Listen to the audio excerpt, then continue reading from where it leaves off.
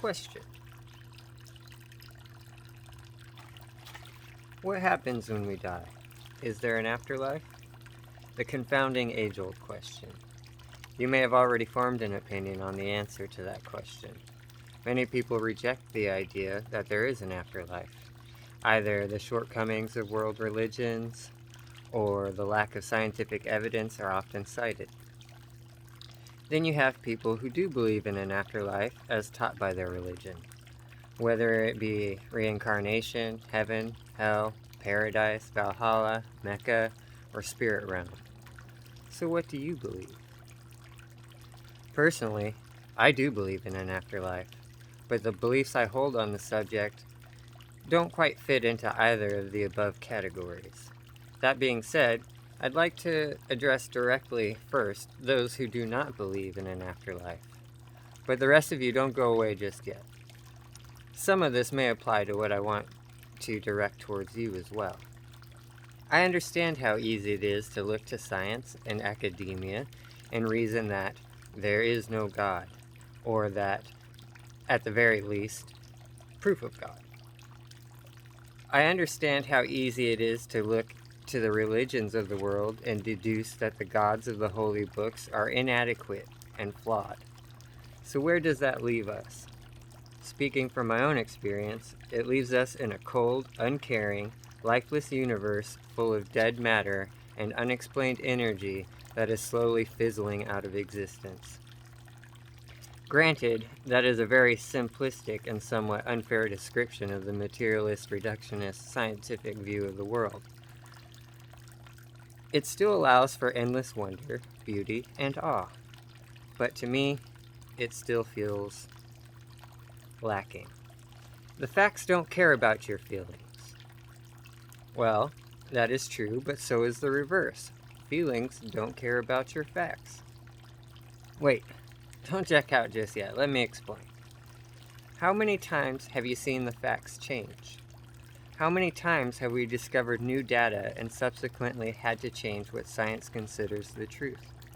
How many times has the speed of light changed?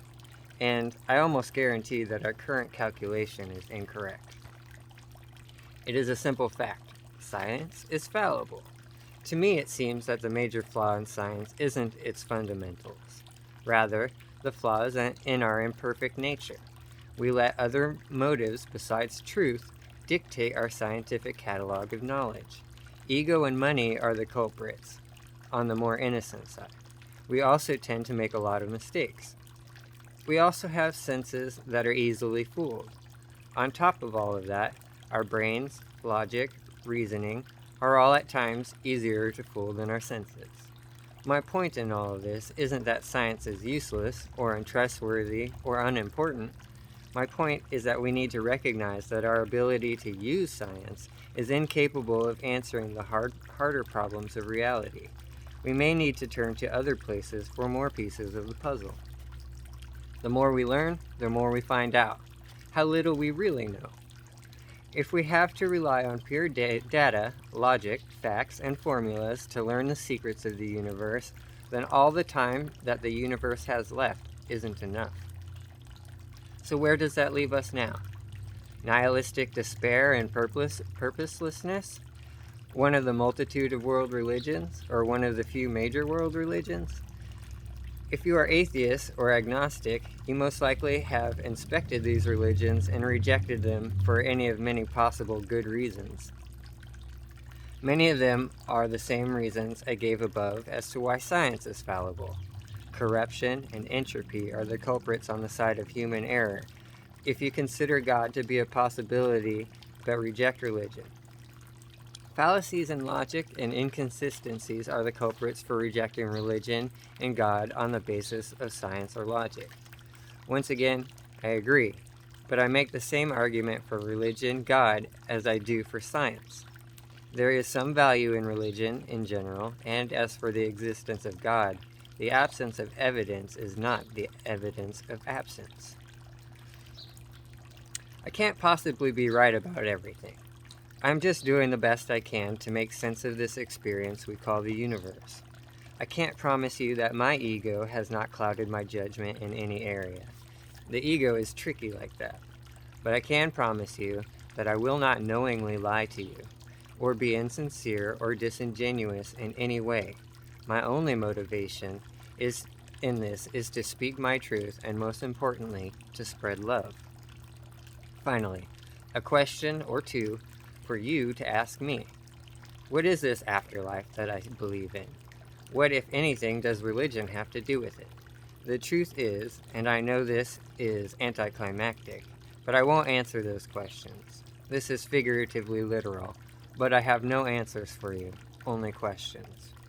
All just aside, what I mean is that it is easier for me and you to tell you how you can see for yourself the ongoing journey that has led me to my understanding of the song of the universe.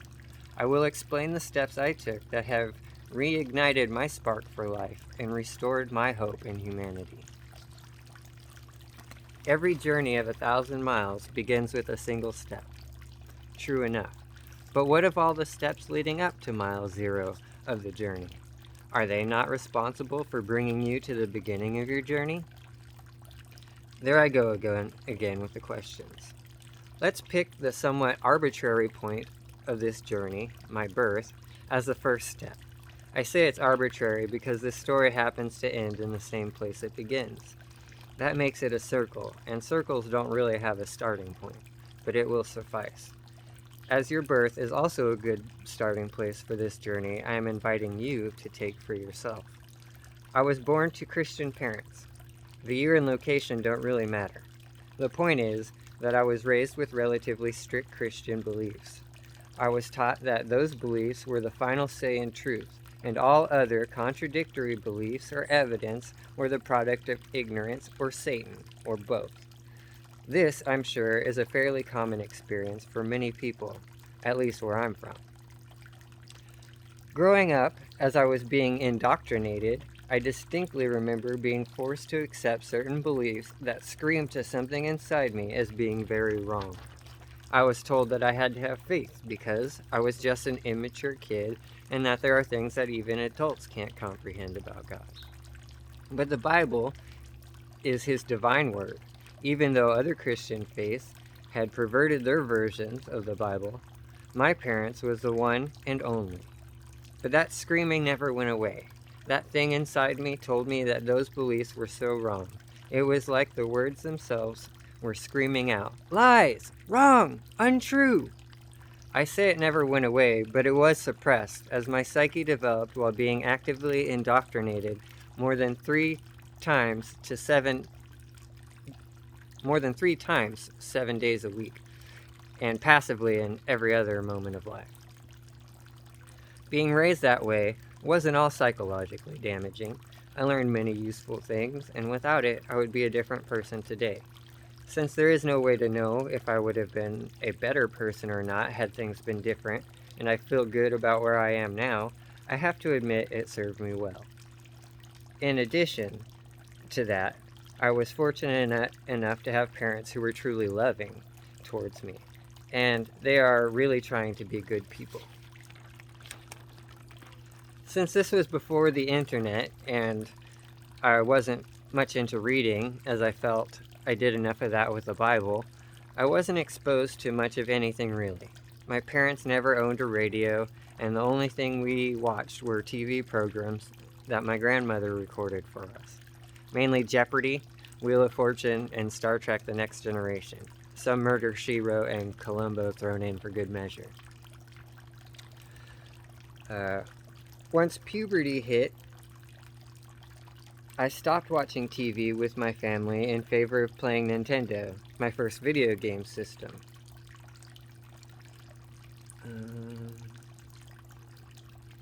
I slowly began rebelling privately.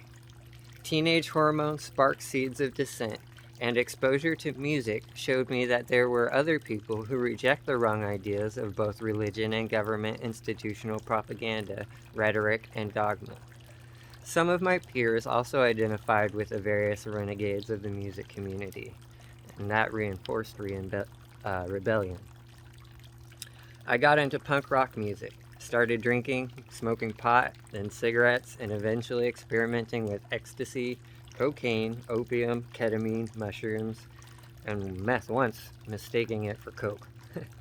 Eventually, I settled into just smoking cannabis and playing video games, both heavily, to escape from the depression of reality. I am still addicted to nicotine also. I had a child, eventually got married to the mother, the love of my life. Even then, for 12 years, I clung to video games as my one true escape. Without realizing it, I had become selfish, closed-minded, egotistical, bigoted, unloving, uncaring, and probably a whole bevy of other mild psychological issues. All the while thinking I was the opposite of that, and complete, and that my problems were the fault of the world. What was this thing inside me that told me what to trust and not to trust? This voice that acted as a built-in moral compass, even as my parents were trying to instill their morals in me. After learning to tune down this voice to a subliminal buzz over decades, how did I rediscover it?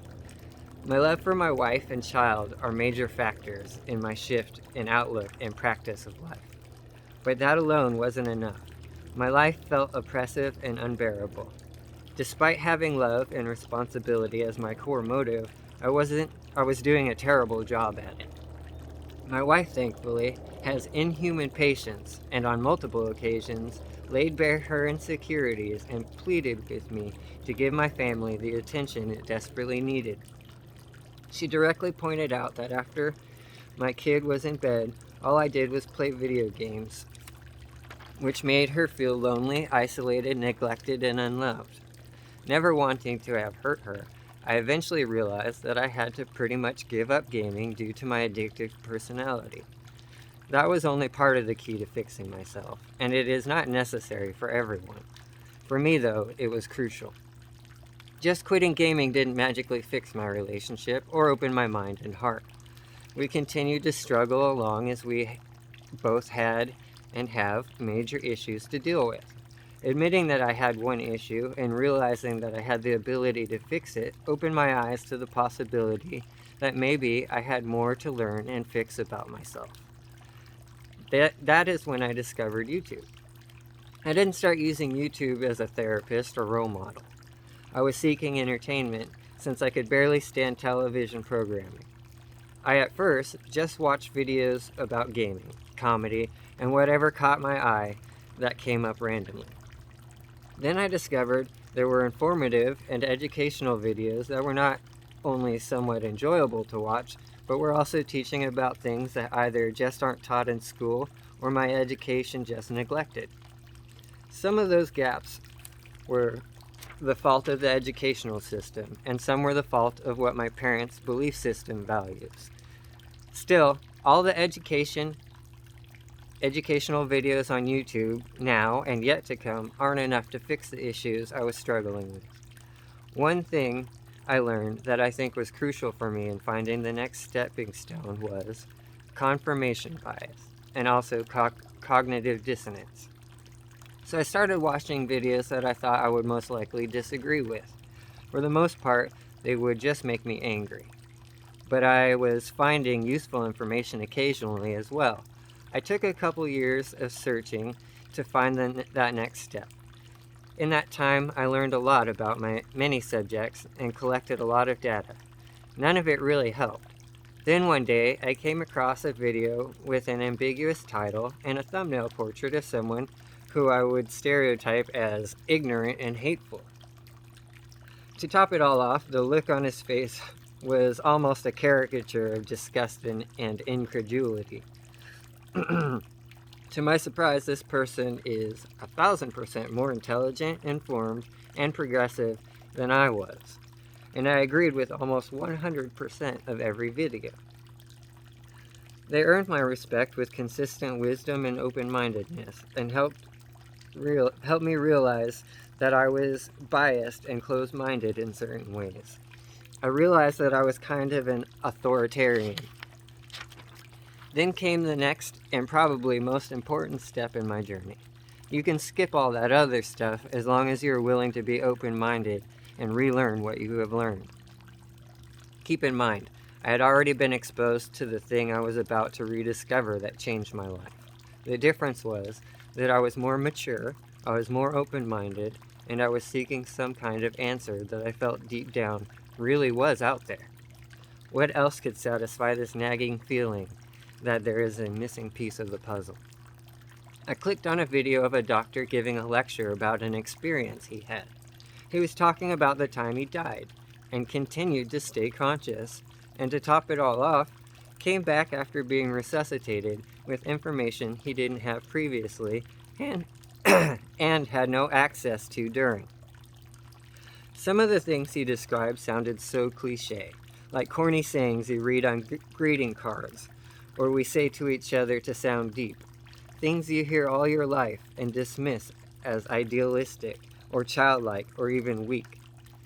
He also talked about the things you might dismiss as fantastical or mystical, relating to the end-of-life experience, like the tunnel of light, for example. I couldn't find any holes in his experience. I mean, I couldn't see why he would make it up when he explained how hard and dangerous for his reputation to talk about it. And I couldn't explain it logically or scientifically. Something resonated deep down inside me with his story. That voice inside me that speaks with the authority of the confidence of truth came alive again. I had to find out more. I watched every near-death experience video I could find. There are some that stink of lies or embellishment, but on the whole, I find most of them to come from a genuine place. What fascinated me about them were the amazing consistencies between them. That's not to say that they didn't have any inconsistencies. Slowly I began to piece together a picture of reality that finally made sense to me. But the clincher was that some very credible near-death experiencers came back with veridical, which means verifiable, information that can be verified by credible sources. How is that possible? Why did these experiences make so much sense to me when the things that were being discussed seemed so fantastical and mystical? Why did they seem like I already knew all of these things and I was remembering rather than learning them? Part of the answer is that I had heard all of these things before, but broken up into tiny digestible tidbits of wisdom from all cultures and corners of the world. Tiny dissolvable shreds of insight from all the religions of the world. Microscopic bites of information diffused throughout academia, from Newtonian and quantum physics to psychology to history and archaeology. It took a long time, and at times I felt silly, self-conscious, stupid, and gullible. I would, and rarely still do, have thoughts of self-doubt in what I am choosing to accept as my reality. I rediscovered the concept of spirituality and consciousness awakening. I rediscovered the fact that you don't have to almost die to have some of the same experiences and insights of the NDE. I remembered that this is what Yeshua, Buddha, Muhammad, Lao Tzu, and many other spiritual leaders were actually talking about and living. Not the twisted misconceptions of the religions and cultures that they come from that were commonly accepted. So what is the takeaway of all of this? What are the implications? Why am I telling you all of this? Why should you listen and spend any more of your time looking into this? As you may have seen by now, I'm not very good at answering questions, but I'll do my best. The takeaway is, on one level, that there are